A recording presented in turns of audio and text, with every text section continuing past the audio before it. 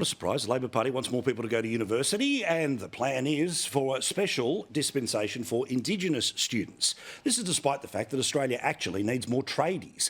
As we spoke about at the start of the show, 900,000 people coming in part, those are skilled labourers because we don't have enough of them here. Why? Because we've spent a generation of people from Beasley to Gillard, from all the way through now to Rudd and obviously Albanese saying, well, you're a bit of a failure if you don't end up going all the way to university because we need more highly educated. No, we just need more people to go through the machine and eventually vote Labor or Greens as long as you give us our preferences.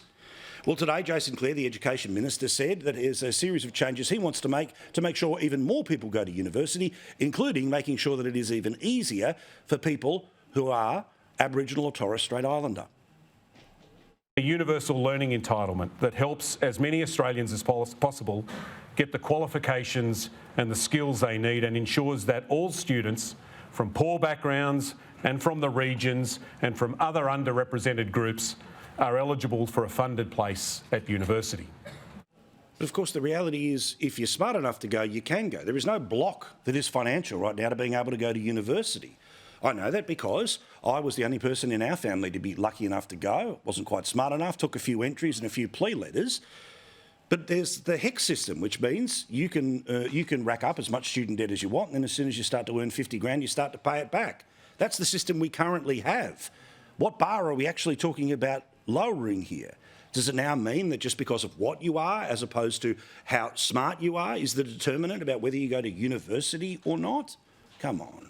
It's one thing if you want to do something later in life, but inventing years 13 through 17 of school seems to me not to be the smartest idea. And despite the fact that this country has a scenario where it doesn't matter if you have the poorest or richest parent, you are able to go to university and the taxpayer will pick up the bill. When you earn 50 grand, you start to pay it back. That's the system that's worked well to this point. More people are university educated than ever before. You can have your own opinion whether that's the smartest thing for our country, certainly when it comes to election results. But guess what? Now, how rich your parents are may determine whether you get to go to uni. A new needs-based funding model for Commonwealth-supported places that builds in extra support for students from underrepresented groups to provide an incentive to universities to offer them a place and to help them graduate.